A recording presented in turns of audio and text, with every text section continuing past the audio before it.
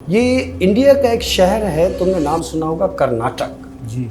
सरगोशी में उससे कह रहा है बराबर वाला दरवाजा खोलो कि मैं उस बराबर वाले कमरे में तुम्हारा इंतजार कर रहा हूं।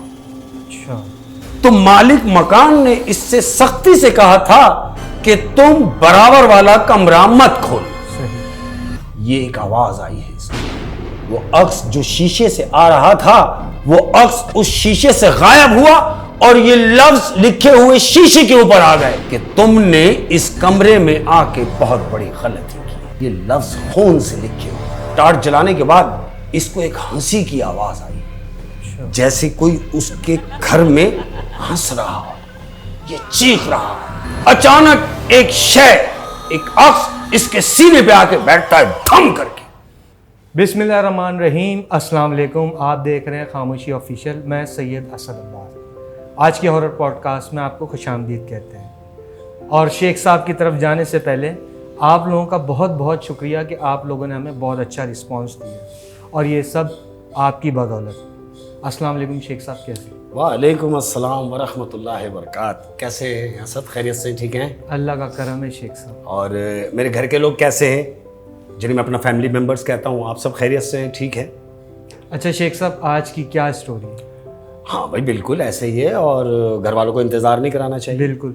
असद, आज की अपनी जो स्टोरी है, ये इंडिया का एक शहर है, तुमने नाम सुना होगा, कर्नाटक। जी। कर्नाटक में एक छोटा सा गांव जिसका नाम है जीत नगर।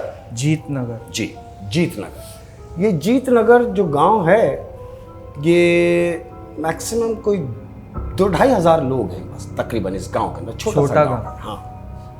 तो इस गांव के अंदर एक छोटा सा सिनेमा भी है असल। अच्छा। सिनेमा जहाँ पिक्चरें लगती है, छोटा सा सिनेमा है। और इसी गांव का एक बच्चा है जिसका नाम है सूरज।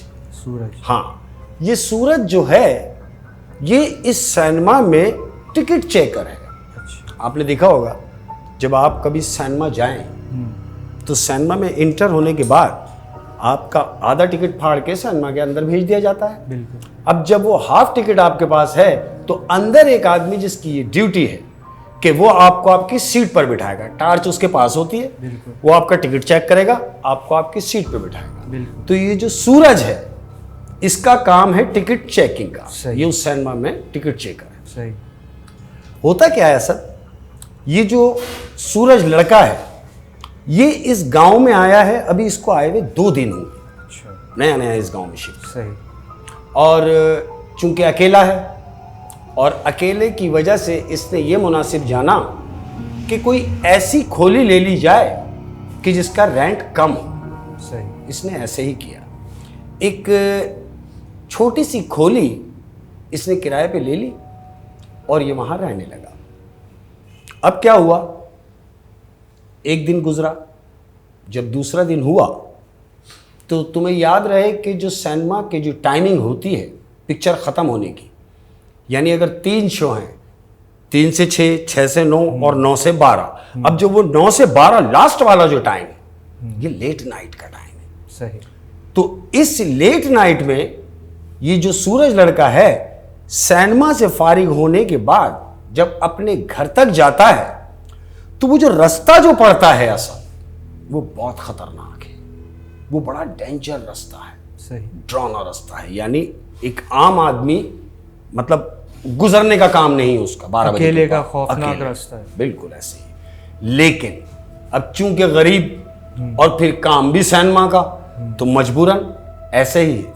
ये अपनी नाइट यानी आखिरी शो फारिग करने के बाद ये सूरज सिनेमा से निकला घर जाने के लिए। घर पहुंचा। घर पहुंचने के बाद इसने जाने के बाद घर पे ये लेटा है और लेटने के बाद इसकी आंख लग गई असल। अच्छा। अब जब इसने आंख बंद की है तो जानते हो ये क्या देख रहा है? ये देख रहा है कि सामने वाली जो दीवार है उस दीवार से कोई साया बाहर आया है,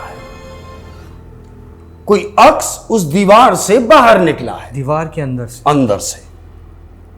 और ये महसूस कर रहा है कि वो इसकी तरफ बढ़ रहा है, अच्छा। सूरज की तरफ। अब जब वो उसकी तरफ बढ़ रहा है, वो इसके करीब इस हद तक आ गया कि वो लड़के ने उस साया जो उसके करीब आ रहा है, उसकी ठंड अपने अंदर महसूस की उसने। अच्छा। उसके करीब आने की जो ठंड थी उसने अपने अंदर महसूस की। और जानते हो असद क्या सुन रहा है? क्या? वो ये सुन रहा है ख्वाब में कि वो साया उसके पास आके सरगोशी कर रहा है और सरगोशी में उससे कह रहा है कि सुनो, बराबर वाला दरवाजा खोलो। क्यों? कि मैं उस बराबर वाले कमरे में तुम्हारा इंतजार कर रहा हूं। अच्छा। उस साये ने उससे सरगोशी में यह बात की तो ये एकदम घबरा के उठा।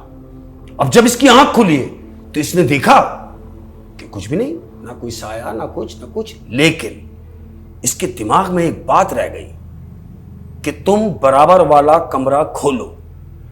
अब ये बात इसके दिमाग में क्यों आई है सर? क्यों?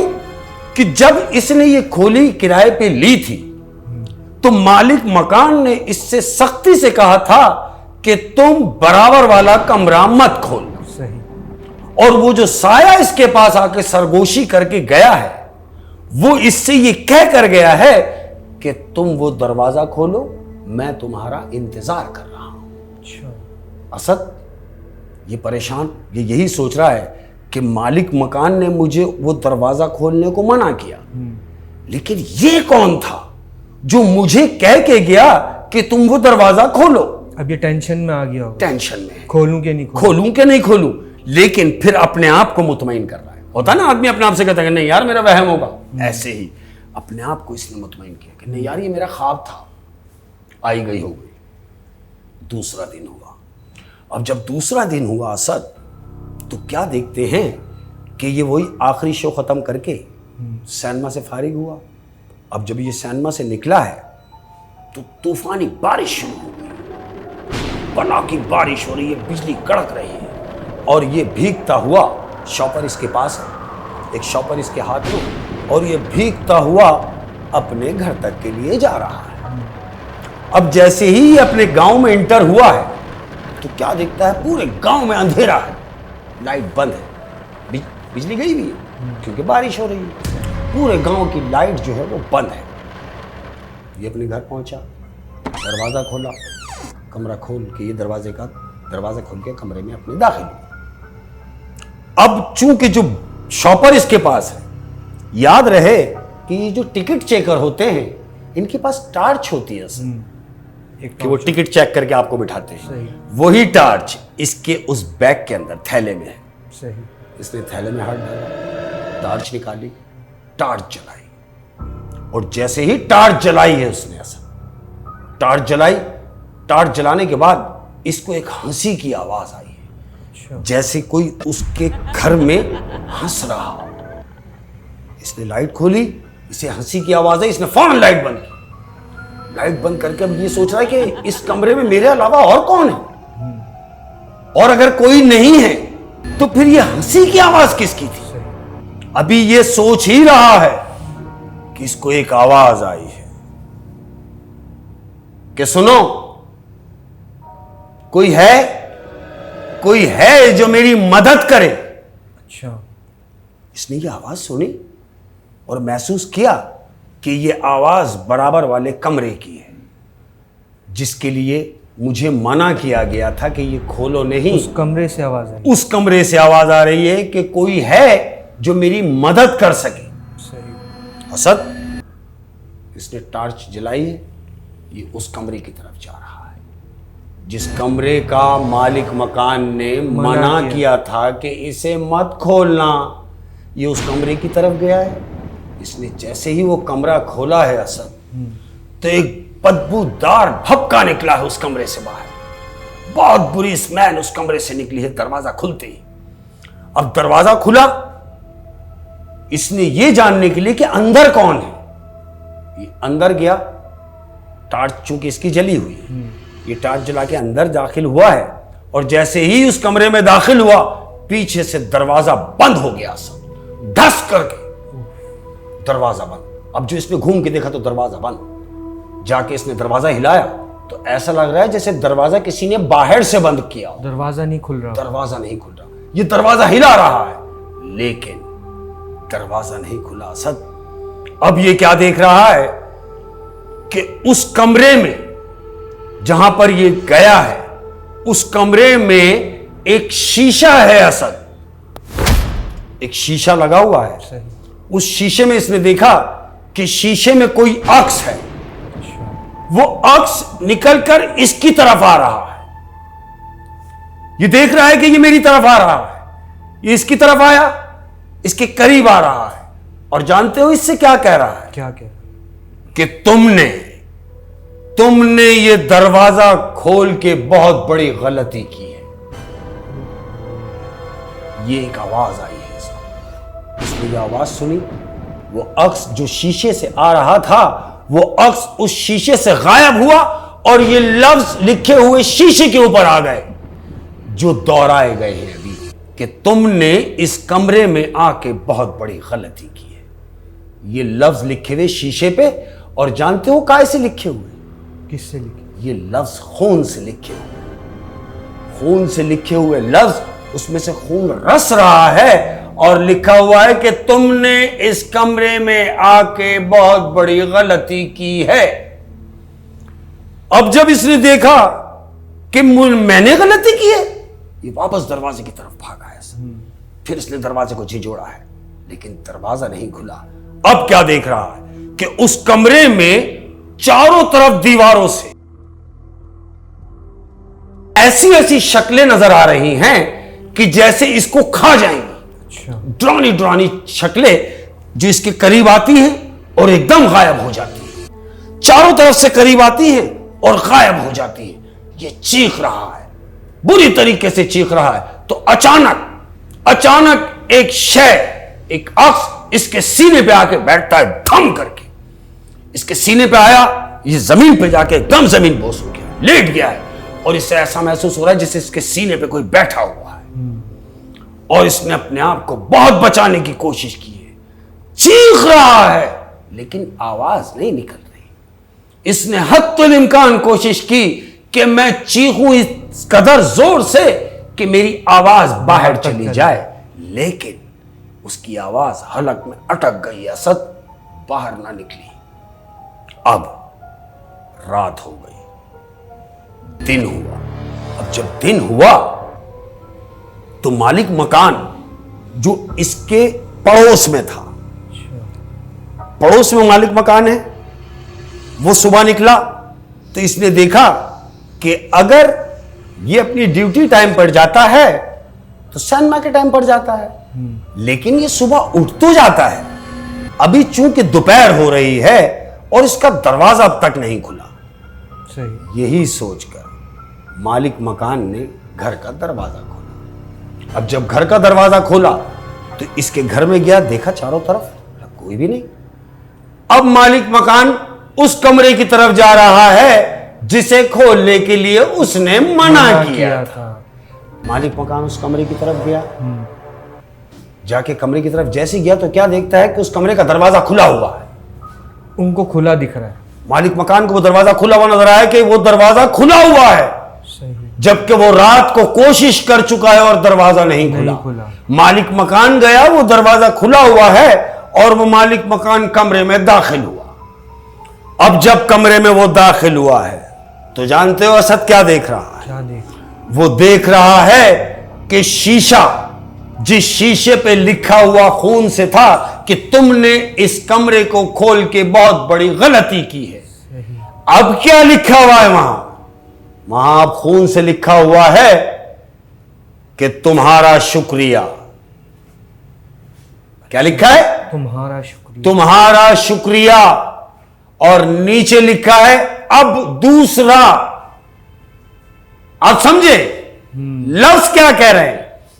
पहले लिखा हुआ है तुम्हारा शुक्रिया, नीचे लिखा हुआ है कि अब दूसरा। तो मालिक मकान ने उसको देखा, मुस्कुराया और कमरे से बाहर निकला, बाहर आ गया और उसने नया बोर्ड बनाया। जानते हो बोर्ड पे क्या लिखा? क्या लिखा? बोर्ड पे लिखा कि ये मकान किराए के लिए खाली है। ओहो, यानी कि अब दूसरे की बलि चढ़ी। दूसरे की बलि चढ़ेगी असद। वो लड़का सूरज सब कुछ कमरे में था, लेकिन सिर्फ सूरज नहीं था, वो गायब था। क्यों? कि वो भेंट चढ़ चुका था उस शय की जो उस कमरे में कैद थी। सही। मना करने के बावजूद उसने वो कमरा खोला और अपनी जान से हाथ धो बैठा। अब दूसरे शिकार के लिए बोर्ड लगा दिया गया कि तुम्हारा शुक्रिया, अब दूसरा यानी कोई और किराएदार रखो ताकि मेरी खुराक पूरी होती रहे। सही। आप समझ रहे हैं? तो मालिक मकान को चूंकि मालूम था जो भी वो कमरा खोलेगा वो अपनी जान से जाएगा।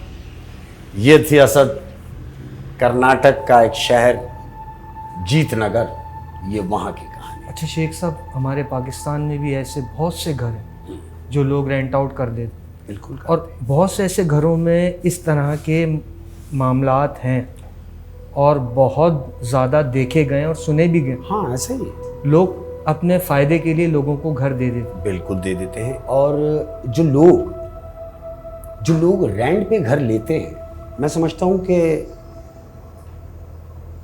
60% लोग जो रेंट पर रह रहे हैं, जो लोग रेंट पे घर लेते हैं, तो उन्हें चाहिए पहले उस घर को दिखाएं। बिल्कुल। किसी ऐसे आदमी को लाके दिखाएं जो आलिम हो। उस घर में शिफ्ट होने से पहले वहां अल्लाह का नाम लिया जाए। बिल्कुल। वहां कोई ऐसे काम किए जाएं कि जो ये चीजें हैं ये कोसों दूर चली जाएं। सही। लोग अमूमन झटपट मकान लिया, झटपट शिफ्ट हो गए, कुछ नहीं होता रहेगा, शिफ्ट होंगे, हाँ कर लेंगे बाद में। नहीं, ये काम बात के नहीं है, ये काम जाने से पहले के हैं, शिफ्ट होने से पहले के। हम सोचते हैं कि शिफ्ट होने की बात करेंगे, शिफ्ट होने से पहले एहतियात बरतें, खासकर उन जगहों पे कि जो जगहें वीरान हो या जो घर बंद हो, काफी टाइम से घर बंद हो, उसमें लाइट न जली हो, मगरिब के टाइम कोई चिराग न जला हो, तो बड़ा एहतियात करें। सही। बहुत यानी जाहिर जिंदगी का काम है कि अगर हम अपनी जिंदगी से अगर प्यार नहीं करेंगे तो फिर जीने का मकसद क्या है? बिल्कुल। अरे प्यार यही तो है कि हम केयर करें, और केयर यही कह रही है कि हम अगर कहीं शिफ्ट होने जा रहे हैं तो पहले उस जगह को दिखाएं। एहतियात जरूरी है। बिल्कुल। बहुत बहुत शुक्रिया शेख साहब आपका। और नाजरीन, आपने शेख साहब का मैसेज सुन लिया होगा कि जहाँ भी आप घर लें उस घर को पहले चेक करा लें सही तरीके से, उसके बाद फिर आप लोग घर में शिफ्ट हुई। अच्छा शेख साहब, हमारे प्यार करने वालों के लिए चंद अशार हो गए। चंद आशार, बिल्कुल भाई। और ये तो आशार, ये तो आप फरमाइश कर रहे हैं मुझसे, बिल्कुल, लेकिन हकीकत बताऊं, आशार ये मेरी खुराक है। खुराक जिसे समझते हैं कि जो मैं समझता हूं बगैर खाए पिए आदमी जिंदा रह सकता है क्या? बिल्कुल नहीं। इसी तरह ये मेरा हिसाब है कि मैं बगैर शेर किए, शायरी किए मैं रह नहीं सकता। और तमाम प्यार करने वालों की नजर है, कह रहा हूं, अच्छा खासा बैठे बैठे गुम हो जाता। अच्छा खासा बैठे बैठे गुम हो जाता। देखो यार, कितनी मजे की बात है ये कि अच्छा खासा बैठे बैठे गुम हो जाता हूं, अब मैं अक्सर मैं नहीं रहता तुम हो जाता। हाँ, क्या बात है शेख साहब। और कह रहा हूं तमाम प्यार करने वालों के कि मेरे अपने भी मुझे मिट्टी में मिलाने आए। मेरे अपने भी मुझे मिट्टी में मिलाने आए। लोगों, क्या बात कि मेरे अपने मुझे मिट्टी में मिलाने आए, तब कहीं जाके मेरे होश ठिकाने आए। हाय हाय हाय, कितनी गहरी चोट मारी। और कह रहा हूं असद कि एक दूसरे के जैसा होना जरूरी नहीं, कि एक दूसरे के जैसा होना जरूरी होता ना आदमी असद में कि यार ये ऐसा है तो मैं ऐसा क्यों नहीं, ये ऐसा है मैं ऐसा हो जाऊं। नहीं, कि एक दूसरे के जैसा होना जरूरी नहीं, एक दूसरे के लिए होना जरूरी है। हाँ, क्या खूबसूरत बात की आपने। क्या बात, वाह। और अर्ज किया है जो हालात जमाने के, देखो यार कि ऊंची इमारतों ने मेरा घर छुपा दिया। कि ऊंची इमारतों ने मेरा घर छुपा दिया। लोगों, कि ऊंची इमारतों ने मेरा घर छुपा दिया, कुछ लोग मेरे हिस्से का सूरज भी खा गए। आय हाय, क्या गहरी बात की है शेख साहब। और कह रहा हूं तमाम प्यार करने वालों की नजर कि दिल बहुत तकलीफ में है, कि दिल बहुत तकलीफ में है, कि दिल बहुत तकलीफ में है और तकलीफ देने वाला दिल में है। वाह, अपना बहुत ज्यादा ख्याल रखिएगा। बिल्कुल। और मैं हमेशा से एक बात कहता हूं और मैं अपनी आखिरी सांस तक ये कहता रहूंगा, तमाम बच्चों के लिए ही मेरा मैसेज है जो हमें जहां से भी सुन रहे हैं, मेरे फैमिली मेंबर्स, ये उन बच्चों के लिए है। और औलादें चाहे कितनी ही बड़ी क्यों ना हो जाएं, लेकिन माँ बाप के लिए वो बच्चे ही होते हैं। तो जितने भी बच्चे हैं, मेरी उनसे ये मौत बाना गुजारिश, अपने माँ बाप को कभी तकलीफ मत पहुंचाना। बिल्कुल नहीं, कभी तकलीफ मत पहुंचाना। उनके मरने के बाद कब्रिस्तान जाके वहां रो के, उनसे माफिया मांग के, उनसे गिड़गिड़ा के कि हमसे गलतियां हुई उनके मरने के बाद, अरे नहीं, उनकी जिंदगी में उनकी इतनी खिदमत करो जितनी उन्होंने तुम्हारी की है। मां बाप जब बूढ़े हो जाते हैं तो उनका बचपना लौट आता है। उनकी किसी भी बात पे चीख के बोलने का नहीं, जोर से बोलने का नहीं, एहतराम जरूरी है मेरे बच्चों। उसकी वजह है कि आज तुम अपने माँ बाप का एहतराम करोगे, कल तुम्हारी औलाद तुम्हारा एहतराम करेगी। अपना बहुत ज्यादा ख्याल रखिएगा। अस्सलाम वालेकुम व रहमतुल्लाहि व बरकातहू।